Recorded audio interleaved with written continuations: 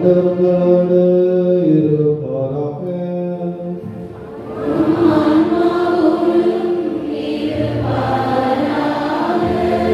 புனித லூக்கா எழுதிய தூய நற்செய்தியிலிருந்து வாசகம்.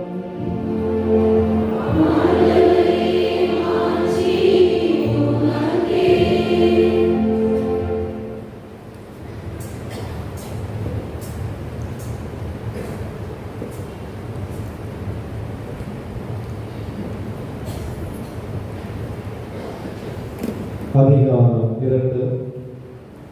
இறை வார்த்தைகள் 16 முதல் 21 முடிய. அக்காலத்தில் இடையர்கள் பெத்லகேமுக்கு விரைந்து சென்று மரியாவையும் யோசேப்பையும் தீவன தொட்டியில் கிடந்திருந்த குழந்தையை கண்டார்கள். பின்பு அந்த குழந்தையை பற்றி தங்களுக்கு சொல்லப்பட்ட செய்தியை தெரிவித்தார்கள்.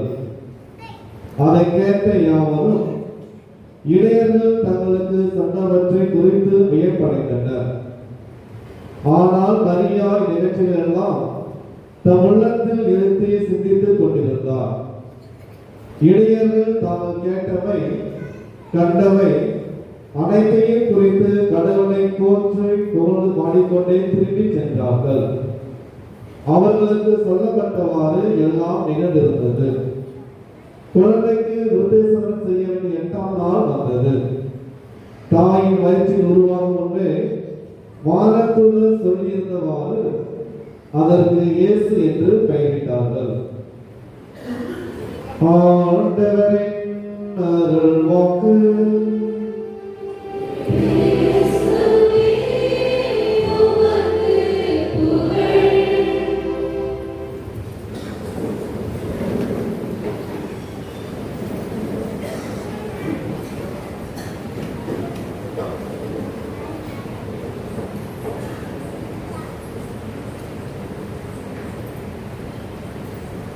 ஆண்டவர்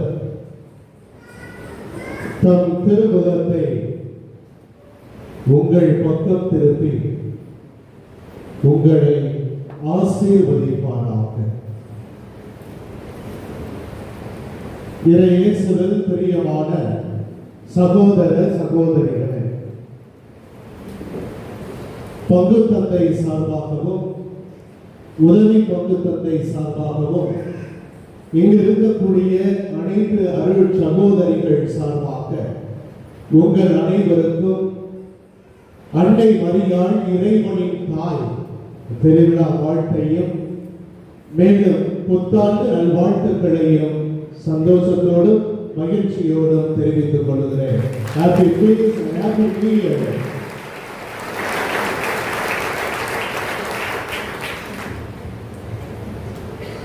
நம்முடைய பாசமிகு பங்கு தந்தை தம்பி பிரசங்கம் கொடுத்தா யாரும் தூங்கக்கூடாது. பிரசங்கம் கொடுத்தா யாரும் தூங்கக்கூடாது. அதற்கு நல்லா கொடு அப்படின்னு சொன்னாங்க. நான் எல்லாரும் எப்படி யோசிப்பாங்க, சரி அப்ப நல்லா இன்ட்ரெஸ்டிங்கா கொடுக்கணும் அப்படி தானே யோசிப்பாங்க. நான் எப்படி தெரியுமா யோசிச்சேன், முதல்ல நான் தூங்கிடக்கூடாது, அதுக்கு நான் எப்படி இருக்கணும் அப்படின்னு சொல்லிட்டு தான் நான் முதல்ல யோசிச்சேன். இந்த தூக்கத்தை பற்றி யோசிக்கிறப்ப திடீர்னு நான் குறுப்பட்டம் வாங்குவதற்கு முன்பாக தியானம் செய்யணும். ஒரு வாரம் தியானம். எங்க நேரமா என்னன்னு தெரியல. எங்களை கொடைக்கானல் கூட்டிட்டு போயிட்டாங்க.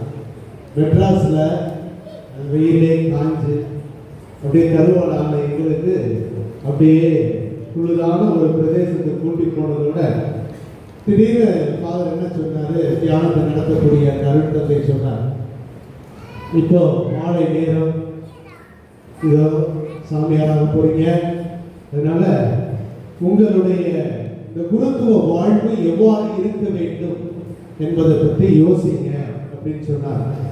அப்படியே அமைதியா ஆழ்ந்த சிந்தனையில எல்லாரும் என்ன பண்ணோம், அப்படியே கண்ணை மூடிட்டு அப்படியே யோசிக்க ஆரம்பிச்சோம். அமைதியான ஒரு சூழ்நிலை. திடீர்னு பார்த்தா ஒரு புரட்ட சத்தம், சத்தமான ஒரு புரட்ட சத்தம். யாரான்னு பார்த்தா பக்கத்தில் இருக்கக்கூடிய ஒரு பிரதர் எல்லாரும் முடிச்சதோட யாரா அப்படி புரட்ட விட்டது அப்படின்னு கேட்டாங்க. நாங்கள்லாம் குருத்துவ வாழ்க்கையில எப்படி இருக்கணும், இறைவனுடைய பணியை எப்படி செய்யணும் நாங்கள் சிந்திச்சுக்கிட்டு இருந்தோம். அந்த பிரதர் மட்டும்தான் இறைவனோடு பேசி கொண்டிருந்தார், இறைவனோடு உரையாடி கொண்டிருந்தார் அப்படின்னு சொன்னார்.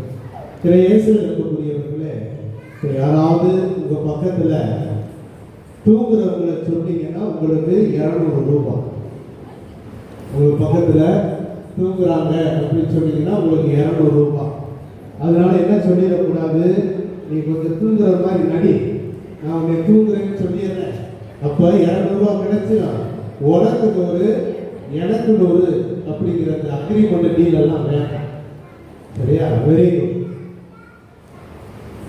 அன்புக்குரியவர்களே, இன்று நான் முன்னரையில் சொன்னது போல 3 நிகழ்வுகள். அன்னை மரியாள் இறைவனின் தாய். இன்றைய நற்செய்தி வாசகத்துல நமக்கு ஒரு அழகான வரி சொல்லப்பட்டது.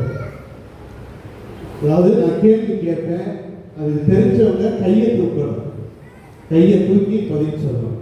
சரியா? அன்னை மரியாள் அனைத்தையும் தன்னுடைய உள்ளத்திலே வைத்து தியானித்துக் கொண்டிருந்தாள். இந்த வசனம் எதுல இருக்கு? அந்த வசனத்தை சொல்லணும்.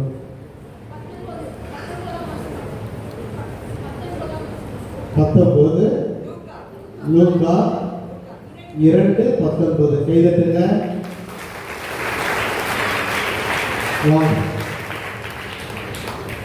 அடுத்ததாக இன்று, அதாவது என் பேர் எப்படி வச்சாங்கன்னு தெரியல வீட்டில். என் பேரு தாமஸ் ஆல்வா எடிசன். சரியா? ஆனா எனக்கு கரண்ட் கண்டுபிடிச்சவனுக்கே தப்பு கொடுக்குறாங்கன்னா இப்ப நம்ம ஆட்கள் எப்படி இருப்பாங்க? அம்மா வாங்க.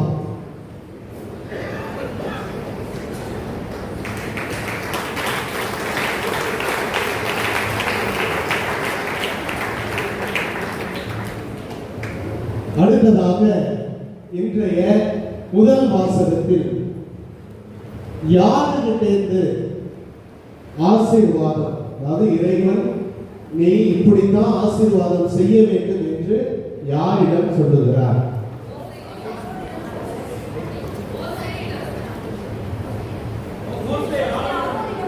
ஓகே, நீங்க வாங்க சார்.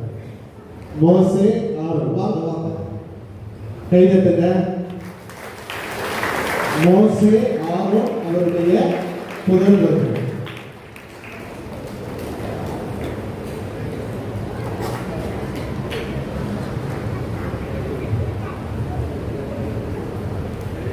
அதனால இடையில கேள்வி கேட்பேன். அப்ப நான் உண்மையிலே நிறைய காசு எடுத்துட்டு வந்திருக்கிறேன். நார்மலாகவே புத்தாண்டுக்கு கொடுக்கக்கூடியது இன்னைக்கு கேள்வி கேட்டு கொடுப்போம் அப்படின்னு சொல்லிட்டு என்னுடைய மனநிலை. எனவே தூங்காம தப்பு முக்கியம் பிடிக்குது, அதனால தூங்காம இருக்கிறது கேட்கிற கேள்விக்கு பதில் சொல்லுங்க. ஓகே, டைட்டானிக் கப்பல் சென்று கொண்டிருந்தது. அப்பொழுது அந்த கப்பலானது ஆபத்தில் இருந்தது. அந்த கப்பலை வழிநடத்தி சென்ற அந்த கேப்டன், இதோ எங்களுடைய கப்பலானது ஆபத்தில் இருக்கிறது என்று சொல்லி செய்தி அனுப்புகிறார். அவ்வாறு செய்தி அனுப்பிய பொழுது அந்த டைட்டானிக் கப்பலிலிருந்து 7 கிலோமீட்டர் தொலைவில் ஒரு கப்பல் இருந்தது. அந்த கப்பலுக்கு செய்தியும் அனுப்பப்பட்டது. அந்த கப்பலில் இருந்த மனிதர்கள் என்ன அப்படின்னா, இதோ இந்த டைட்டானிக் கப்பல் ஆபத்தில் இருக்கிறது, அதை சென்று நாம் காப்பாற்றலாம், அதில் உள்ளவர்களை நாம் மீட்கலாம். ஆனால் நம்முடைய நோக்கம் என்ன, நாம் எதற்காக வந்திருக்கிறோம் என்பது அவர்களுக்கு தெரிந்து விட்டால், ஏனென்றால் அவர்கள் கடற்கொள்ளையர்கள்.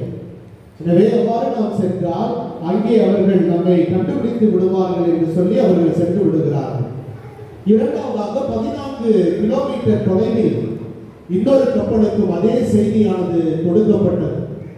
அப்பொழுது அந்த கப்பலிலே இருந்த கேப்டன் சொல்லுகிறார், இதோ அந்த கப்பலை, டைட்டானிக் கப்பலை சென்று அந்த மக்களை மீட்க வேண்டும் என்றால் இந்த பனிப்பாறைகளை கடந்து நாம் செல்ல வேண்டும். எனவே நாமும் ஆபத்திற்கு உள்ளாவோம் என சொல்லி காலை வரை விடியட்டும், காலையிலே சென்று நாம் காப்பாற்றி விடலாம் என்று நினைக்கிறார்கள். ஆனால் அதே செய்தி 54 கிலோமீட்டருக்கு அப்பால் உள்ள ஒரு கப்பலுக்கும் தரப்படுகிறது. அந்த கப்பலில் உள்ள கேப்டன் உடனடியாக சென்று அந்த கப்பலில் இருந்து 720 பேரை காப்பாற்றினார். இயேசுவில் பிரியமானவர்களே, எதற்காக இதை சொல்லுகிறேன் என்றால், உண்மையிலேயே அன்னை மரியாள் தன்னுடைய வாழ்விலே மனிதர்கள் எப்பொழுதெல்லாம் தேவையில் இருக்கிறார்களோ அவர்களுக்கு ஓடோடி சென்று தன்னுடைய தாய்மை உள்ளத்தை அங்கே வெளிப்படுத்துகிறார். இதோ அன்னை மரியாள் இறைவனுடைய தாய். இந்த பெருவிழாவை கொண்டாடுகிறோமே, இதனுடைய பின்புலம் என்ன? நெஸ்டோரியன் என்று சொல்லக்கூடிய ஆர்ச் பிஷப், அவர் ஒரு ஆர்ச் பிஷப். அவர் சொல்லுவார், இதோ ஆண்டவர் இயேசு கிறிஸ்து மனிதனாகவும் இருக்கிறார், இறைவனாகவும் இருக்கிறார். எனவே இந்த அன்னை மரியாள் இந்த இயேசு கிறிஸ்து மனிதனாக இருக்கக்கூடிய அந்த மனிதனுக்கு தான் இவர் தாய் என்று சொல்லுகிறார். 431ஆம் ஆண்டு எபேசுஸில் நடந்த அந்த மாநாட்டிலே இதோ அன்னை மரியாள் இறைவனுடைய தாய்தான் என்று பிரகடனம் செய்தார்கள். ஏனென்றால் ஆண்டவர் இயேசு கிறிஸ்து இந்த உலகத்திலே மண்ணில் பிறந்ததால் மனித உருவம் எடுத்திருக்கிறார். அதே போல இதோ இறைவனால் அனுப்பப்பட்டதால் அவர் இறைவனாகவும் இருக்கிறார். எனவே ஒரே ஆள் இறைவனாகவும் மனிதனாகவும் இருக்கிறார். அதனால் அன்னை மரியாள் இறைவனுடைய தாய்தான் என்று பிரகடனம் செய்தார்கள். எனவே இந்த திருவிழாவை அவர்கள் ஒரு டாக்மாவாக உருவாக்கி இருக்கிறார்கள். பிரியமானவர்களே, இதோ இன்றைய நாளில் அன்னை மரியாவை ஒரு இறைவனுடைய தாயாக நாம் சிந்தித்துக் கொண்டிருக்கின்ற பொழுது எத்தகைய சூழ்நிலையில் நாம் நம்முடைய பெற்றோர்களை பராமரித்துக் கொண்டிருக்கிறோம். குறிப்பாக அன்னை மரியாள் இயேசுநாதரோடு பேசிக் கொண்டிருக்கிறார். அந்த நேரத்தில் இது ஒரு யூகிக்கப்பட்ட ஒரு நிகழ்வு. எனவே அந்த நேரத்திலே ஆண்டவர் இயேசு கிறிஸ்து அன்னை மரியாதை கேட்கிறாங்க, அம்மா, இதுவரைக்கும் உங்களுடைய வாழ்க்கையில என்ன எதுவுமே கேட்டதில்லை, ஒன்னே கேளுங்கம்மா அப்படின்னு சொன்னதோட அன்னை மரியாள் சொல்றாங்க, இதோ நீ இந்த உலகத்தில் மண்ணுலகில் இருக்கின்ற வரை நான் இருக்க வேண்டும். நீ வாழுகின்ற பொழுதெல்லாம் இந்த மண்ணுலகிலே நீ சாகின்ற வரை நான் இருக்க வேண்டும் என்று அவர் ஆசைப்படுகிறார். எனவேதான் ஆண்டவர் இதோ நான் இறந்த பின்பாகவும் நீர் இருப்பீர் என்று சொல்லி இதோ யோவானிடம் ஆண்டவர் இயேசு கிறிஸ்து தன்னுடைய தாயே இதோ உன் தாய் என்று சொல்வதன் வழியாக அன்னை மரியாளை உங்களுடைய என்னுடைய தாயாக அவர் தாயை வார்த்து கொடுத்திருக்கிறார். அன்புக்குரியவர்களே, வடகொரிய நாட்டிலே ஒரு வழக்கம் இருக்கிறது, அது முன்னாடி இருந்தது. அந்த வழக்கம் என்னவென்றால், தங்களுடைய பெற்றோர்கள் குறிப்பாக தாய் வயதாகிவிட்டால் அவர்களை என்ன பண்ணுவாங்க அப்படின்னு சொன்னா, மலை மீது தூக்கி கொண்டு சென்று அங்கேயே தனிமையில விட்டு வந்து விடுவார்கள். அவர்கள் உணவு தண்ணீர் இன்றி அவர்கள் இறந்து விடுவார்கள். இதுதான் வழக்கம். அவ்வாறு ஒரு முறை ஒரு மகன் தன்னுடைய தாயை தோள் மீது சுமந்து கொண்டு செல்கிறான். மலையை நோக்கி செல்கின்ற பொழுது அந்த தாயானவள் தன்னுடைய இந்த பாதையிலே மரக்கிளைகளை இலைகளை போட்டுக்கொண்டே வருகிறார். அவ்வாறு வருகின்ற பொழுது அந்த மகன் கேட்கிறான், அம்மா, எதற்காக இந்த பாதையிலே நீங்கள் மரக்கிளைகளை போட்டுக்கொண்டு வருகிறீர்கள் என்று கேட்ட பொழுது அந்த தாய் சொல்லுகிறார் அவனை பார்த்து, பா, இதோ என்னை விட்டுவிட்டு இந்த மலையின் உச்சியிலே என்னை விட்டுவிட்டு நீ திரும்பி வருகின்ற பொழுது பாதை மறந்து விடலாம். எனவே உனக்கு பாதை தெளிவாக இருக்க வேண்டும் என்பதற்காக இதோ இந்த மர இலைகளை போட்டு வந்தால் நீ அந்த இலைகளை பார்த்து கொண்டே வீடு சென்று விடலாம் என்று சொல்லுகிறார். இதை இயேசுக்குரியவர்களே, உடனடியாக அந்த மகன் தன்னுடைய தாயை தன்னுடைய தோள் மீது மீண்டுமாக சுமந்து கொண்டு தன்னுடைய வீட்டை நோக்கி வந்தான். அன்றுதான் அந்த வழக்கம் இறுதியாக இருக்கிறது. இன்று அந்த வழக்கம் வடகொரிய நாட்டிலே இல்லை. எனவே நம்முடைய வாழ்வில் நம்மை பெற்றெடுத்த அந்த பெற்றோரை எவ்வாறாக நாம் வழிநடத்தி கொண்டிருக்கிறோம் என்பதை சிந்திக்க இன்றைய பெருவிழாவானது நமக்கு ஒரு அழைப்பை கொடுக்கிறது. இன்றைய இரண்டாவது நிகழ்வாக புத்தாண்டு பெருவிழா. எனவே இந்த புத்தாண்டிலே, புதிய ஆண்டிலே சத்தம் இருக்கக்கூடியதை தான் மனிதர்கள் விரும்புகிறார்கள். சத்தம் அதிகமாயிருக்கும். அதனாலதான் என்ன பண்றோம், வெடிகளை கொடுக்கிறோம். இப்போ நீங்க ஈசிஆர் பக்கம் போயிட்டீங்க, மகாபலிபுரம் பக்கம் போயிட்டீங்க அப்படின்னு சொன்னா நிறைய டிராபிக்காகவே. ஏனென்றால் இந்த புத்தாண்டை கொண்டாடுவதற்காக பல்வேறு பல ஆயிரக்கணக்கான மக்கள் அங்கே கூடியிருக்கிறார்கள். ஆனால் நாம் இறைவன் தான் நமக்கு முக்கியம் என்பதற்காக, அமைதியாக கொண்டாட வேண்டும் என்பதற்காக, இறைவனுடைய அந்த ஆசீர்வாதம் வேண்டும் என்பதற்காக இறைவனுடைய சன்னதியிலே குழுவி இருக்கிறோம். இயேசுவில் பிரியமானவர்களே, இந்த புதிய ஆண்டில் நாம் சிந்திக்கின்ற பொழுது அதனுடைய பின்னணியை பார்க்கின்ற பொழுது ஜானூஸ் என்ற ரோமா நாட்டை சார்ந்த அந்த கடவுளுக்கு இரண்டு தலைகள். ஜானஸ் என்பது அந்த கடவுளுக்கு இரண்டு தலைகள், ஒன்று முன்பக்கமாகவும் இன்னொரு தலை பின்பக்கமாகவும் இருக்கக்கூடியது.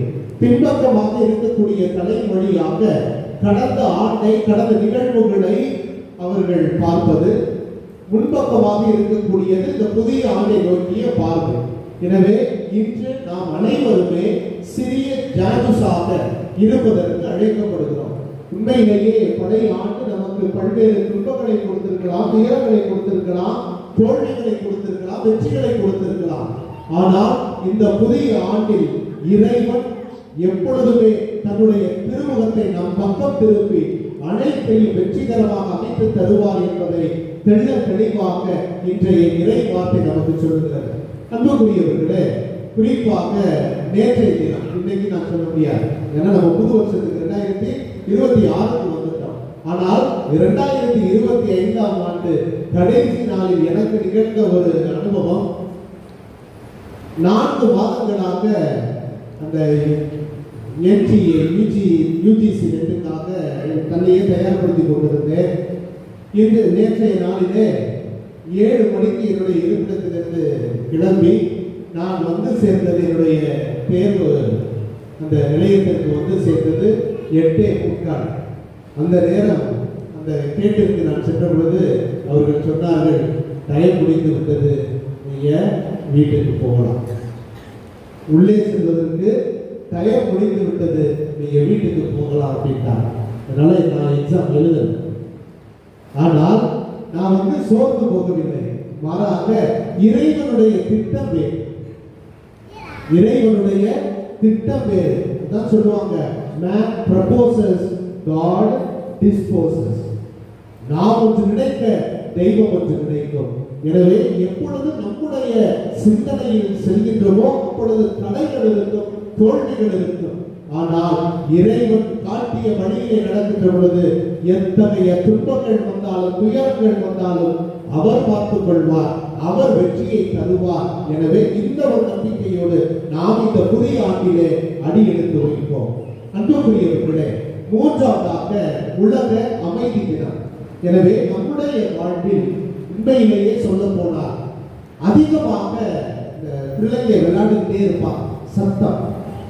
ஆனால் நம்முடைய வாழ்வில் எப்பொழுது இந்த அமைதியை ருசிக்கிறோமோ அப்பொழுதுதான் நிலையான ஒரு வாழ்வை, நமக்கு அமைதியை நமக்கு இறைவன் தருவார். அதான் முதல் உலகப் போர் 1914 ஆண்டு ஜூலை மாதம் ஆரம்பித்தது. எனவே அப்பொழுது அந்த முதல் உலகப் போர் தொடங்கி 6 மாதங்கள் ஆகிவிட்டன. ஜூன் மாதம் ஆரம்பிச்சாச்சு, இப்ப டிசம்பர் மாதம். எனவே அந்த சூழ்நிலையில் பதுங்கு குழிகளில் இருந்து கொண்டு ஜெர்மானிய படையும் இந்த பிரெஞ்சு மற்றும் ஆங்கிலேய படையை ஒரு பக்கம், இவர்கள் இந்த பதுங்கு குழியில் இருந்து கொண்டு ஒருவரை ஒருவர் தாக்கிக் கொண்டிருக்கிறார்கள். இவ்வாறாக தாக்கிக் கொண்டிருக்கிற பொழுது அந்த பதுங்கு குழியில் யாருடைய தலை லேசாக தெரிகிறது அப்பொழுது சுட்டு விடுவார்கள். இவ்வாறாக இந்த போரானது நடைபெற்றுக் கொண்டிருக்கிறது. அந்த சூழ்நிலையிலே டிசம்பர் 24 இரவு 11:45 மணி இருக்கும்.